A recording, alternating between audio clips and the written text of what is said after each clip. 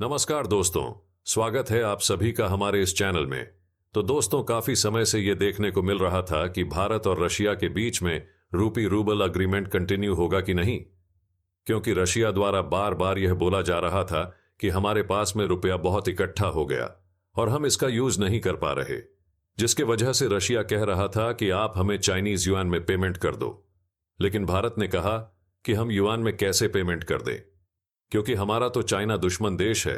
हम उसकी करेंसी को कैसे और क्यों प्रमोट करें भला, क्योंकि भारत रूस से तो बहुत ज्यादा मात्रा में सामान मंगाता है, तेल मंगाता है। और भारत अगर सभी चीजों की पेमेंट चाइनीज करेंसी युआन में करेगा तो दुनिया भर में चाइना का करेंसी प्रमोट होगा, जिससे डायरेक्ट फायदा चाइना को ही मिलेगा। तो ऐसी कंडीशन में दोनों के बीच में स्थिरता आ चुका था। लेकिन दोस्तों, अभी लास्ट महीने दोनों देशों ने वापस से रूपी रूबल अग्रीमेंट के ऊपर साइन किया। न केवल साइन किया, बल्कि अभी इसके अंदर नए मैकेनिज्म को इंट्रोड्यूस किया जा रहा है, जहां पर डायनामिक रूपी रूबल रेट को इंट्रोड्यूस किया जाएगा, जिसके माध्यम से यूनाइटेड स्टेट्स ऑफ अमेरिका का डॉलर पूरी तरीके से भारत और रूस के रास्ते से खत्म हो जाएगा। इतना ही नहीं, यहां पर स्विफ्ट पेमेंट सिस्टम को हटाकर एक कॉन्फर्मेशन मैकेनिज्म लाने की भी बात की जा रही है। और भी कुछ बड़े चेंजेस रूपी रूबल अग्रीमेंट के अंदर किए जा रहे हैं, क्योंकि अब रशिया भारत के रुपए को लॉन्ग टर्म में सोच रहा। अब इसकी वजह से तगड़ा झटका लगा है चीन को, क्योंकि चीन को लग रहा था कि भारत को युआन के अंदर पेमेंट करना ही पड़ेगा, क्योंकि उसके पास और कोई ऑप्शन नहीं है। पर हुआ ऐसा है कि यूनाइटेड स्टेट्स ऑफ अमेरिका वापस से चाइनीज कंपनियों के ऊपर लगातार सैंक्शन लगा रहा है, जिसे सारी कंपनियां चीन छोड़ रही हैं। और अभी आपने इलेक्शन के अंदर यूनाइटेड स्टेट्स ऑफ अमेरिका के ये पूरा माहौल भी देखा होगा, जहां पर दोनों ही कैंडिडेट कह रहे हैं कि हम चीन को टारगेट करेंगे। और अब सैंक्शन की बात चीन के ऊपर चल रही है, तो रशिया को समझ में आ रहा है कि युआन लॉन्ग टर्म के लिए बेहतर ऑप्शन नहीं है। इस कारण से युआन को हटाते हुए इंडियन रुपीस के अंदर ही पेमेंट जो है वो लंबे समय में हो सकता। इसलिए रशिया अब रूपी रूबल अग्रीमेंट के अंदर फिर से अपना इंटरेस्ट दिखा रहा है, जिसकी वजह से चेंजेस हो रहे हैं। अब दोस्तों, बात आती है कि चेंजेस क्या है और किस तरीके से भारत और रशिया के व्यापार को बड़े मात्रा में इफेक्ट करेंगे।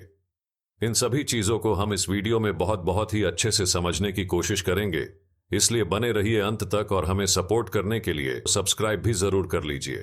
तो दरअसल भारत और रशिया के बीच में डायनामिक रेफरेंस रेट इंट्रोड्यूस होने वाला है, जिसके बाद यूनाइटेड स्टेट्स ऑफ अमेरिका का डॉलर पूरी तरीके से रास्ते से खत्म हो जाएगा। क्योंकि देखिए, अभी तक क्या होता था कि मान लीजिए भारत की कंपनी को रशिया को पेमेंट करना है, तो भारतीय कंपनी क्या करती थी, एसबीआई में पैसा डालती थी और एसबीआई के अंदर रशियन बैंक का भी एक खाता खुला होता था। उस खाते में पैसा डाल दिया जाता था, वही पैसा फिर रशियन बैंक के अकाउंट में जाता था। तो इस रशियन बैंक को पता लगेगा कि अच्छा इतना पैसा आया है, तो यही कंपनी बता देंगी कि हमें इंडिया से पैसा आया है। फिर यही कंपनी रुपल में रशिया की गवर्नमेंट को दे देती है। लेकिन ये जितना भी ट्रांजैक्शन होता था, यहां पर क्या किया जाता था, पहले हम रूपी को डॉलर में कन्वर्ट करते थे, फिर डॉलर से हम रूबले में कन्वर्ट करते थे, फिर रूबले वहां जाता था, फिर वही रूबले जो है उसे डॉलर के अंदर कन्वर्ट करके इस तरीके से एक सारी कहानी होती थी।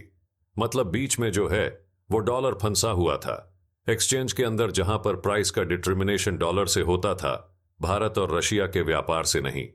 पर अब भारत और रशिया के बीच में जो रूपी और रूबल के रेट होंगे वो डायनामिक होंगे और आपस में व्यापार पर निर्भर होंगे। इतना ही नहीं, दोनों के बीच में पेमेंट कन्फर्मेशन मैकेनिज्म को भी इंट्रोड्यूस किया जाएगा। यानी कि अगर इंडियन ओनल को पेमेंट करना है और इंडियन ऑयल ने पेमेंट कर दिया, उसके बाद एसबीआई और रशियन बैंक के बीच में बातचीत करने के लिए एक प्रॉपर मैकेनिज्म होगा और यहां पर जैसी पेमेंट हो जाएगा, जैसे भारतीय कंपनी का पेमेंट अगर उसकी कंपनी के पास में जाना है तो उसके पास डायरेक्ट पहुंच जाएगा। फिर उसके बाद में एक कन्फर्मेशन भी आ जाएगा, तो कन्फर्मेशन मैकेनिज्म के ऊपर भी यहां पर काम किया जाएगा।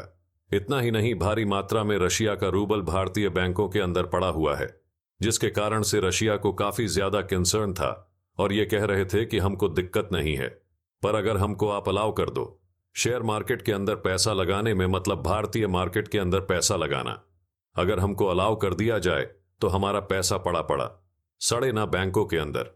ये मांग काफी समय से रशिया के द्वारा की जा रही थी और इस बार आरबीआई ने कंफर्म कर दिया है कि इस चीज के ऊपर भी हम प्रयास कर रहे हैं। और जो युआन है, युआन पेमेंट सिस्टम अब आने वाले समय में सीधी सी बात है भारत और रशिया के बीच में नहीं होगा, जिसके ऊपर काफी समय से डाउट चल रहा था, क्योंकि रशिया हमसे युआन मांग रहा था कि युआन में पेमेंट कर दो। इसके पीछे एक बड़ा रीजन ये भी है कि रशिया के ऊपर तो सैंक्शन लगे ही हैं, साथ में चीन के ऊपर भी सैंक्शन लगाने की बातें चल रही हैं। ऑलरेडी कई सारी कंपनियों पे लगाए जा चुके हैं और भी नए नए सैंक्शन चीन के ऊपर आने वाले समय में लग सकते हैं, जिसके कारण से युआन लॉन्ग टर्म में नहीं देखा जा सकता। भारत और रशिया के व्यापार के अंदर, क्योंकि भारत एक बहुत बड़ा मार्केट बन चुका है रशिया के तेल का, इस कारण से रशिया भारत के साथ में अपना मार्केट कमजोर नहीं करना चाहेगा। इसीलिए रशिया द्वारा ये सारे स्टेप उठाए जा रहे हैं।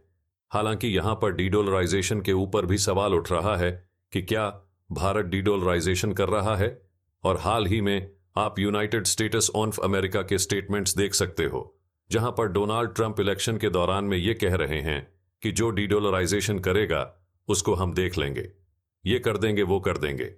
ऐसी कंडीशन में अब हम लोग क्लियरली ये नहीं कह रहे हैं कि हम डेरोलाइजेशन कर रहे हैं, हम तो कह रहे हैं कि हम नया पेमेंट मैकेनिज्म जो है वो सेटअप कर रहे हैं। और अभी आरबीआई ने भी साफ साफ कहा है हम डेरोलाइजेशन नहीं कर रहे हैं। अभी भी डॉलर जो है वो ग्लोबल लेवल पे मेन करेंसी ही है, लेकिन हम केवल डॉलर पे अपनी व्यापार को निर्भर नहीं रख सकते, क्योंकि इसकी वजह से आने वाले समय में हमारे ऊपर दिक्कतें आ सकती है। डीडॉलराइजेशन का मतलब यह है कि आप डॉलर के यूजेस को कम करके किसी और करेंसी पर शिफ्ट हो रहे हैं।